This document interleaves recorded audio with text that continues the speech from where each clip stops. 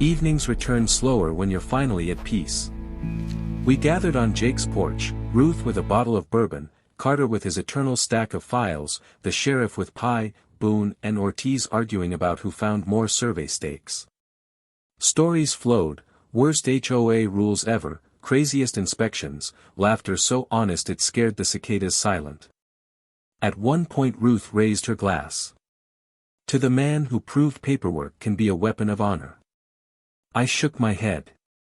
To the people who stood beside stubbornness until it looked like justice. As twilight bled across the horizon, I pictured my father leaning against that new gatepost, nodding silent approval. The land shimmered, not with heat haze this time, but with something steadier. Ownership. Peace. Continuity. When everyone left, I walked the fence line alone. Wind carried faint laughter from the porch, mixing with cricket song. I touched the carved initials, still rough under my fingertips. From a desert tent filled with disbelief to this quiet night under Texas stars, the distance felt endless, and entirely worth walking. Operation Reclaim, completed, documented, and, finally, retired. The ranch was no longer a battleground. It was home again. Weeks later, under clear sky and modest crowd, I held an auction on the very land they'd stolen. But this time the proceeds went toward repaying residents wronged by HOA dues. Reporters returned, cameras clicked, the sheriff served as honorary auctioneer. Each house sold fairly, transparently, legally, a concept new to this patch of soil. People cheered, some cried. It wasn't greed driving the bids, it was redemption. When the final sale closed, Carter tallied numbers that would make every defrauded homeowner whole. Ruth handed me a check labeled remaining balance. I told her it'd fund veteran housing grants nearby, turning stolen money into shelter for those who served. Jake slapped my back. Full circle, brother. Full justice, I corrected. In the distance, bulldozers waited to remove the last remnants of that vinyl HOA banner. The operator looked at me for a signal. I nodded. The sign splintered, letters scattering like chaff, end of an era. That's when it truly sank in, the ranch was whole again. Beverly's fraud charges advanced fast. Local papers quoted prosecutors calling it a textbook case of arrogance meeting accountability. She posted bail but found herself living in legal quicksand, hearings, audits, depositions. Meanwhile, county crews replaced street signs with temporary markers labeled Restoration Zone. Each one felt like a medal pinned back on my soil. Carter managed settlement options, Ruth coordinated repayments to defrauded homeowners from seized HOA accounts. For once, bureaucracy worked like a machine built for good. At Jake's porch gatherings, laughter replaced planning. Boone bragged he might hang one of the confiscated HOA banners in his garage as cautionary decor. Ortiz suggested turning it into doormats. I mostly listened, grateful. When you spend months fighting ghosts in paperwork, ordinary conversation feels like luxury. As fireflies blinked across the yard, I realized Operation Reclaim wasn't just victory, it was closure stitched together by friends, law, and stubborn faith. First thing I rebuilt wasn't a house. It was the gate. Using reclaimed cedar, I carved my father's initials just as they'd been before, rough, proud, uneven. Neighbors came to watch, some offered tools, others brought lemonade, the same people who once looked at me like an intruder now saw the rightful owner rebuilding history. Jake hammered the hinge pin home and stepped back. Looks better than before. Looks earned, I said. Beyond the rebuilt fence stretched silhouettes of beige houses like misfiled memories. I'd decide their future soon, but today was about roots. Boone and Ortiz joined later, dust-covered and grinning. Mission complete, Captain, Boone said. Ortiz added, recommend we mark target as secure. We laughed, the kind that pulls exhaustion right out of your chest. By dusk, the new gate swung true. I closed it once, just to hear the latch click, a sound more satisfying than any gavel. In the days that followed, I met with stunned homeowners, one porch at a time. Many were victims as well, bought property in good faith. I'm not here to throw anyone out, I told each. We'll sort this fair. Relief softened faces hardened by weeks of fear. Some offered to stay as tenants until ownership sorted. Others wanted buyback options once legal dust settled. I agreed. Fairness isn't weakness, it's reinforcement. Still, that gaudy sunflower fountain filled me with mischievous satisfaction. I planned to repurpose it later, a reminder of absurdity turned poetic justice. By midday, the news channels ran segments titled HOA from Hell Brought Down by Deployed Soldier. Jake printed one article and taped it to my fridge with duct tape. As evening fell, I walked the perimeter again, boots crunching gravel. The land smelled awake, sun-baked and breathing after a long smother. I promised it, quietly, never again. And maybe it was the wind, but I swear the grass answered. By afternoon, sheriff's deputies boxed up the HOA office. Files, computers, even the tacky potted plant, evidence sealed. Watching from my truck, I felt no triumph, just release. Jake stood beside me muttering, "Never thought I'd see bureaucracy eat itself." Hal walked up, handshake firm and smile wide. "Looks like the good guys actually won one." Reports confirmed half the board resigned before lunch, the treasurer cooperated fully. Funds misused would be recovered. Ruth dropped by with news, the corrected plat would record within a week. Legally airtight. Carter, ever practical, reminded me my ownership now included every house built illegally. Seized as compensation. The world's strangest real estate portfolio, he joked. I drove through the silent subdivision at sunset.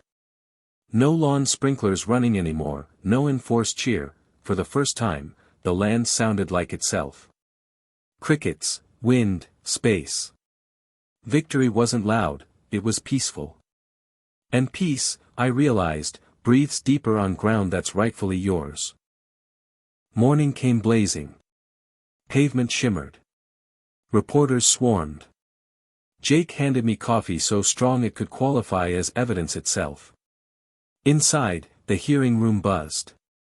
The commissioner read slowly, voice steady through feedback squeal. The amended plat of Cedar View Estates is invalid.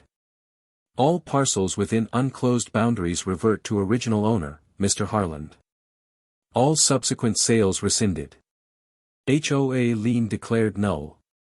4 sentences, and 3 years of bureaucracy collapsed. For a heartbeat, silence, then murmurs, camera clicks, restrained cheers. Beverly's lawyers whispered frantically, she stared at the table as though numbers might rearrange. Ruth leaned toward me. That's total victory. Carter added, frame that transcript. Outside, sunlight felt worth standing in again. Reporters pushed mics forward, I repeated gratitude, emphasized community fairness, refused arrogance. Behind me, Beverly attempted her own statement, claiming she'd appeal. Questions flew, fraud funds, misuse, lies, and she retreated, face ghost white. Sometimes justice doesn't shout. It just announces and lets silence finish the job. Outside, cameras waited like vultures with lenses. Wallace, helpful troublemaker that he was, had tipped them off. Reporters crowded the steps, questions flying faster than Texas insects. Did you really sell a soldier's land? One shouted as Beverly ducked behind her lawyers. No answers, only the slam of an SUV door. When they turned to me, I kept it simple. I trust the process. Today spoke for itself. No gloating, just a quiet statement that played well on evening news. By nightfall, my inbox filled with support, from veterans, neighbors, random strangers who'd fought their own HOA frustrations. Turns out, this fight struck a national nerve. Jake replayed the televised segment twice before bedtime. You're famous, he teased. I just want my fence back, I said. But inside, something lighter stirred, vindication inching closer. Tomorrow, when the commissioners read that decision aloud, everything would pivot from hope to history. I cleaned my boots, set out my old ranch hat, and checked my phone for one last text. Wallace, sleep 3 hours. Tomorrow's victory day. For once, I believed him. The county hearing room hummed with murmurs and cheap fluorescent light. Homeowners filled rows, curiosity, fear, and popcorn energy mixed together. Beverly sat front and center between two lawyers already sweating through their collars. Carter opened flawlessly. He walked the commissioners through dates, deeds, and deception with surgical precision, a lien without authority, auction under false pretenses, shell buyer tied to Beverly's cousin. Then came the projection slide, the infamous email. He read it aloud, silence fell heavy enough to count seconds. Ruth stepped up next, spreading survey maps that glowed under the projector. This boundary, she said, was never legally closed. Therefore, these lots remain under Mr. Harland's title. Gasps ripple, nothing theatrical, just realization. When it was my turn, I stood, uniform straight posture out of habit, and spoke plain. My father bought this land with oil field calluses. I finished paying before deployment. 3 weeks into that deployment, strangers sold it away. All I ask is the right to what's already mine. No dramatics. Just truth. And truth, when delivered without apology, echoes louder than shouting. Beverly's lawyer tried to cross-examine, asked if I'd ignored HOA mail. I smiled thinly. Can't ignore letters never sent. Carter handed over certified mailing logs, blank under my name. By the hour mark, you could see commissioners leaning forward, pens steady, faces tight with disbelief. This wasn't a misunderstanding, it was organized arrogance. When Beverly finally stood to testify, her voice quivered beneath its varnish. She spoke of community spirit and administrative confusion. Ruth countered politely, confusion doesn't create shell companies, ma'am. Spectators murmured again, tide turning. The gavel tapped once. Decision due tomorrow morning. But everyone already knew the verdict that hung in the thick courthouse air. Before sunrise, Wallace messaged, DA schedule updated, preliminary hearing set, State of Texas versus Beverly Crane. I reread it twice, savoring each word like strong coffee. Fraud, embezzlement, violation of the Service Members Civil Relief Act. The trifecta that sinks reputations forever. Jake peeked over my shoulder. So it's real. It's real. We spent the morning assembling exhibits for the coming plat hearing, photos, deeds, that priceless email where Beverly explicitly admitted my land was out of HOA jurisdiction but ordered a lien anyway. Ruth arrived buttoned, brisk, and brilliant, coordinating with Carter as Boone and Ortiz rolled in carrying survey prints marked like treasure maps. The flags they'd planted had set the town buzzing. Local radio already called it the Battle of Cedarview. At the courthouse, we reviewed lines of testimony. Carter would open with the jurisdiction bomb. Ruth would follow with the plat error. I'd close, clean, credible, personal. As we loaded exhibits into cars, Jake nudged me. You nervous? More like steady, I said. Been in firefights. This is quieter but just as important. That afternoon, I walked the fenceless perimeter one last time. Distant thunder rumbled, summer storm building or symbolism, hard to say. Tomorrow, sunlight and truth would hit the same room. And some people don't survive that combination. By evening, Hal texted, treasure ready to jump ship. I met the HOA treasurer behind the feed store, a man shaking so hard his pen rattled.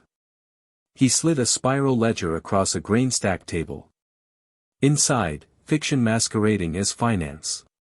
Payments to shell companies, reimbursements for non-existent furniture, consulting fees, wired straight to Beverly's account. Carter photographed every page. Ruth promised the man safe cooperation status. He exhaled like someone emptying a packed rucksack for the first time in years. I just wanted potholes fixed, he muttered. Not federal crimes. That night, word spread, special meeting scheduled. Crisis mode. Perfect. The community room overflowed, residents clutching lemonade cups and invoices. Beverly strutted to the mic, voice sugary poison about misinformation threatening neighborhood unity. Halfway through her speech, the sheriff entered. Silence dropped like a curtain. He read the county's orders aloud: dues suspended, amenities closed, criminal allegations pending. By paragraph 3, people were whispering refunds. Beverly's smile cracked. Ruth stepped up next, calm authority personified, handing out Q&A sheets about what the injunction meant. No shouting, no grandstanding, just quiet power. As I watched homeowners circle her with questions, realization spread across faces: they'd been conned. In one night, Beverly's kingdom turned into paperwork rubble. When the sheriff concluded, I caught Beverly's gaze from across the room. She looked like a general whose army just realized which flag they'd been serving. And in that moment, victory didn't feel hypothetical anymore. It felt inevitable. Ruth Delgado arrived in a county sedan that had seen better decades and thicker tires. Deputy County Attorney, unassuming but with eyes like searchlights. She greeted me and said, "Been waiting 10 years for a case like this." Then handed me documents proving Cedar View's survey plat had never properly closed. In legal language, that meant half the subdivision still legally exists as your ranch. She called this a clerical earthquake. I called it beautiful. We met Carter at the courthouse steps. Soon after, 2 of my old unit buddies rolled up, Boone and Ortiz, survey team volunteers with measuring wheels and government-grade mischievousness. Under Ruth's authorization, we began a new survey. They started at the garish Cedar View sign, planting fluorescent flags along property lines like soldiers reclaiming a battlefield. Homeowners watched from porches, whispering. Rumor runs fast when strangers mark your lawn. By noon, the survey lines cut directly through the community park and that ridiculous sunflower fountain. Ruth simply nodded and phoned the county: temporary closure of public amenities pending title review. Cue chaos. Beverly stormed out, heels stabbing gravel. "You can't do this," she shouted at Boone. He just pointed to the official stamp on his order. When she turned on me, eyes blazing, and hissed, "You're ruining lives." I answered, "You did that when you built houses on stolen dirt." She didn't have a comeback, just a trembling jaw. The county's calm efficiency had cornered her better than any argument. Those bright flags in the Texas dust were worth more than 1,000 speeches. They were the first visible proof the land still had my name stitched into its seams.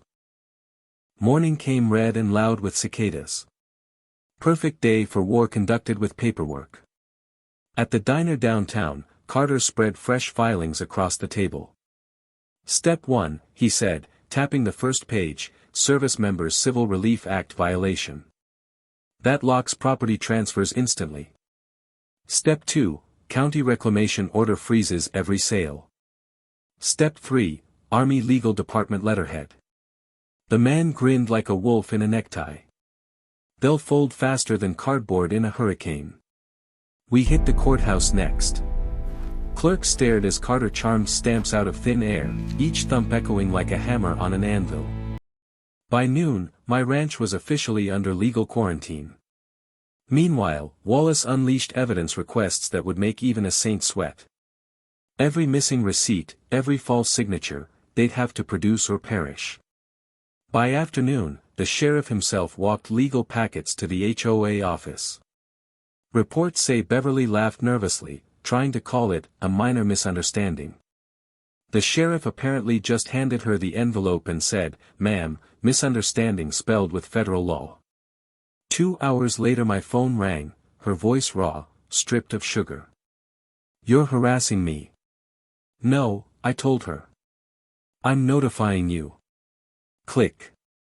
Standing on Jake's porch that night, watching thunderheads crowd the horizon, I thought of my father. He'd once said land thieves prefer pens to pistols. I finally understood. The first volley had landed. The storm was next. Military recon uses drones. Civilians use pizza. 2 days later I became Tony the delivery guy, borrowed an insulated bag, printed fake receipts, bought 2 pies so the act smelled right.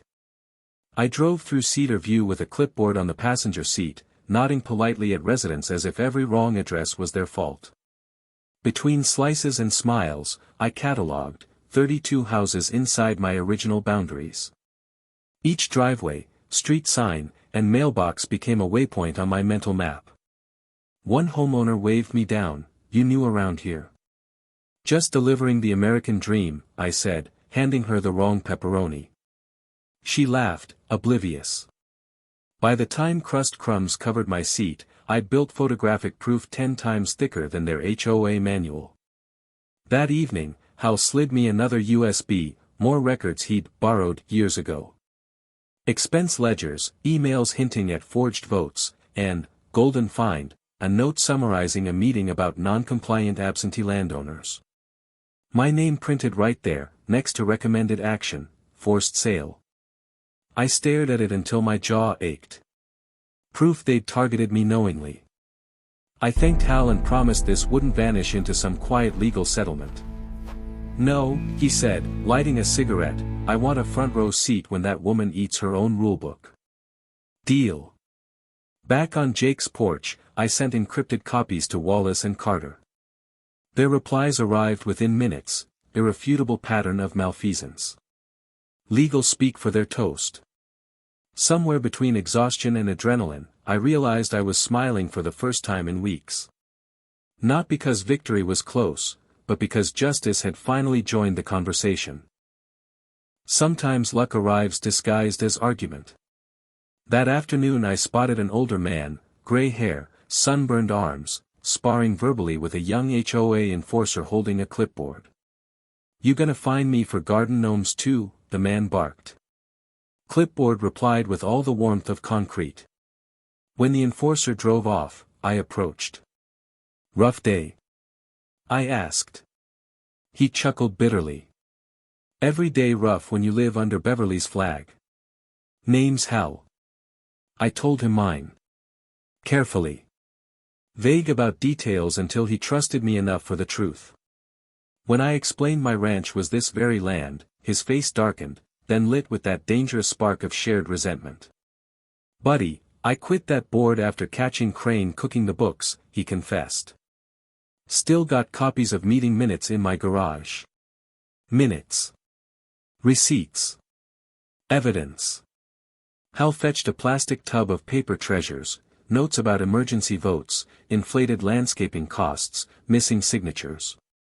"They think homeowners are sheep," Hal said. "Been itching to see her sweat." "Good," I said. "Because the sweating starts soon."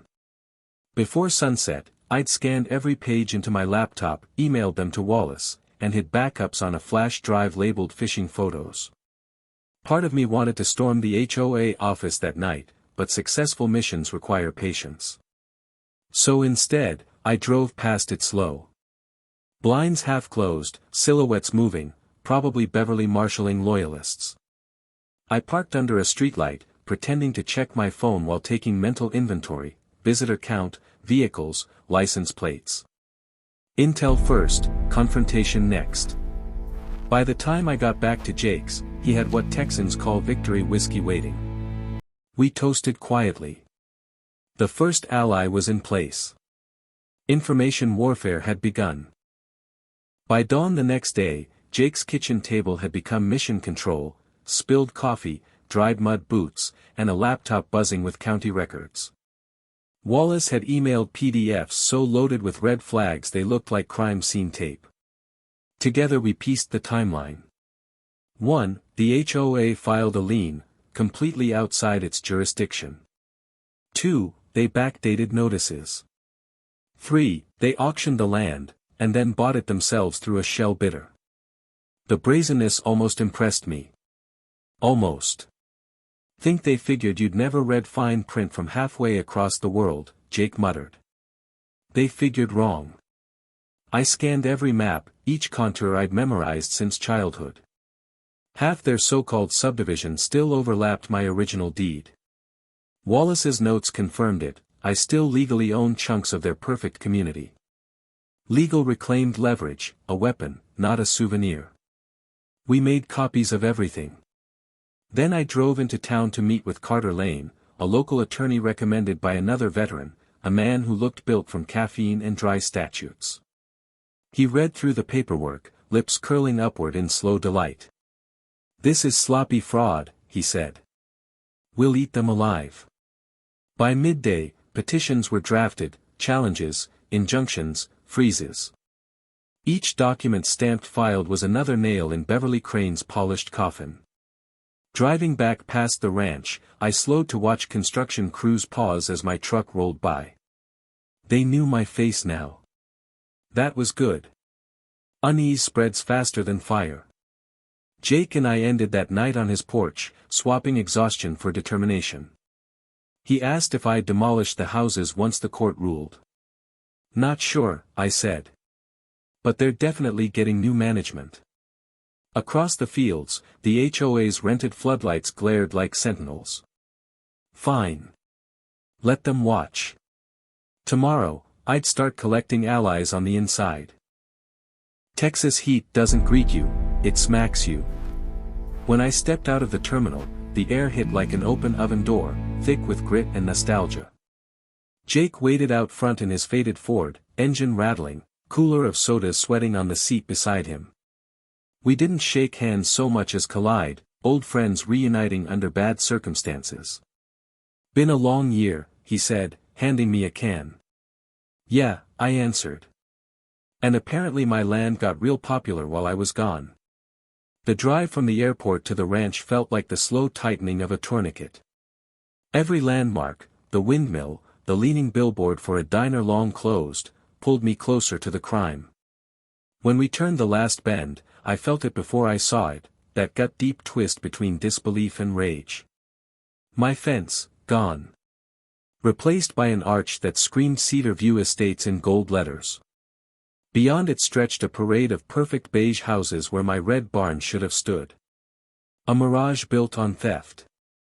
Jake killed the engine. The only sound was the soft tick of cooling metal. I stepped out, boots sinking into dust that didn't recognize its owner anymore.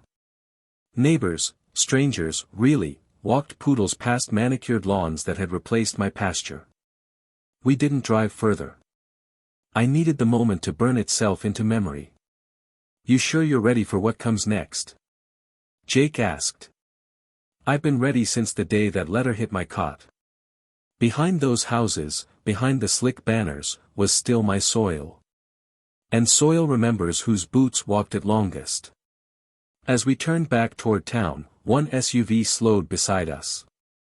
A woman inside squinted, recognition flickering. Beverly Crane, I guessed, queen of stolen acreage. Our eyes met for half a breath. Hers said stay gone. Mine said try and stop me. The battle lines weren't paint on asphalt, they were drawn right there, in that wordless stare. Operation Reclaim had officially come home. Sleep didn't come. My mind kept redrawing the same image, my ranch fences erased and replaced by sidewalks. Around 3 a.m., I gave up pretending to rest and started mapping the operation the way we'd plan a mission. Objective, threats, allies, timeline. Objective, reclaim property and reputation. Secondary, expose whoever thought paperwork could outgun principle. Threats, the HOA led by this Beverly Crane. Lawyers bought by convenience. Bureaucratic nonsense that would stretch time against me. Allies, Jake for ground intel. Wallace for legal infiltration. Maybe even a few county officials once we dropped the right statutes on their desks. Timeline, immediate prep, stateside execution. When Davies woke, I was already sketching my ranch layout from memory. The ridgeline, the windmill, the mesquite patch that never died, all marked like sectors on a tactical grid. Each X meant something stolen. "Sir," Davies muttered, rubbing his eyes, "you planning to invade Texas?" In a way, I said. Paperwork frontlines. He stared, trying to gauge if I was joking. I wasn't. Later that morning, Wallace patched another message through, got preliminary search results. HOA lien bogus, your land not in recorded district. Could unravel fast if filed correctly when you get stateside. Recommend legal hold plus media pressure for optics. Media pressure. That phrase landed like a rifle bolt snapping into place. If there's one thing opportunists fear, it's sunlight. I thanked Wallace, promised follow-up, then stepped outside into the pale heat of dawn. The desert smelled like dust and diesel and determination. Some soldiers dream of getting home to beer or beaches. I dreamed of walking into a glossy HOA office, dropping a stack of court orders thicker than any binder on their shelves, and watching their designer coffee turn cold. Operation Reclaim was no longer a concept, it had logistics, allies assembled, communication chain active, legal hooks identified. All that was left was to get back and execute. By the time reveille sounded, I'd already packed my small rucksack with gear that had nothing to do with deployment, copies of deeds, letters from Jake, and the one photo of the old barn. It was more than evidence. It was mission fuel. Communication time was rationed tighter than ammunition. 15 minutes per soldier, per day, that's what passed for luxury where sand sneaks into everything you own. I spent half of mine drafting a message that wouldn't set off alarm bells but would still raise a small, controlled storm back home. First, I messaged Jake Marshall, old friend, neighbor, and man who never met a piece of gossip he couldn't verify before breakfast. He'd written me now and then about small-town updates, mostly hunting seasons and broken tractors, nothing heavy. But his last note had mentioned weird construction near your north pasture. At the time, I'd shrugged it off. Now it felt prophetic. Jake, need details ASAP, I typed. Who's on my property, what signs posted, what names? Then another message, encrypted, to Sergeant Wallace, one of my former team leads turned JAG paralegal. If anyone knew how to sniff out fraudulent filings, it was him. Between bursts of static, Wallace replied hours later, send scans. I'll check land records. Possible SCRA violation, hang tight. The moment I read violation, a flicker of grim satisfaction cut through the fury. I wasn't crazy, this wasn't a clerical error. Someone had built an entire paperwork ambush, assuming a deployed soldier couldn't fight back. That night, before lights out, I called Jake using our jittery satellite line. His voice broke through patches of static. I drove by yesterday, he said. They've got posts up, new street names. Houses going up fast. There's a woman running it. Calls herself Beverly Crane. Acts like she's queen of the prairie. I could almost see her, crisp suit, clipboard, smile sharp enough to cut barbed wire. Jake hesitated. They tore down your fence, bud. If explosions made noise, this kind of anger made silence. The tent around me dissolved, all I could picture was my father's field, stripped and parceled like some Monopoly board. You watch for me, Jake, I said finally. Take photos. Date stamp everything. Keep copies off your phone. He agreed, and the call dropped with a click that felt final. As generators hummed outside, I closed my notebook and stared at the canvas ceiling. People think deployment teaches patience. It doesn't. It teaches precision. And every precise motion from here on would aim at reclaiming one stolen ranch. Steam from my coffee coiled like smoke from a dying campfire, fading into the thin desert air. Nothing romantic about it, just instant powder and recycled water, but it was a small ritual that reminded me of home. I'd barely dragged the tin mug to my lips when Corporal Davies tore through the tent flap, face pale, hand gripping an envelope like it ticked. Sir, you're gonna want to see this, he said, breath hitching between words. It's from back home. Letters overseas are odd things, sometimes lifelines, sometimes landmines. I expected news about a blown transmission in my truck or maybe an overdue tax notice. But Davies planted the envelope on my map, stepping back as if it might explode. The paper was official, too official. County seal, legal font, the kind that feels heavier than the page. I started reading and felt my jaw lock halfway down the paragraph. According to this document, the Homeowners Association of Cedar View Estates had auctioned off my ranch. My ranch. The one I'd paid for in cash, fenced myself, and left under the Texas sun before I shipped out. I read the date again, 3 weeks ago. While I was leading patrols through the dust, someone back home had sold my land to maintain neighborhood cohesion.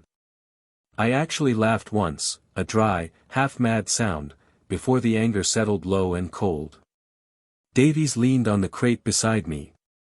They can't do that, right? You're active duty. Apparently, they think deployment counts as absentee ownership, I answered. The words tasted like iron. He waited for me to throw something. Instead, I folded the notice, slow and deliberate, and slid it into my field folder. Losing my temper out here wouldn't help me win back a single fence post back home. But my pulse refused to slow. In my mind I saw the old gate, weathered cedar, my father's initials carved on the post, and over it now, maybe some shiny plastic banner flapping in the wind, declaring my land part of a neighborhood I'd never joined. I looked at Davies. Get me the SATCOM schedule. I need to send a message to Texas. Operation Reclaim, I thought. It didn't even have a name yet, but the mission had already begun.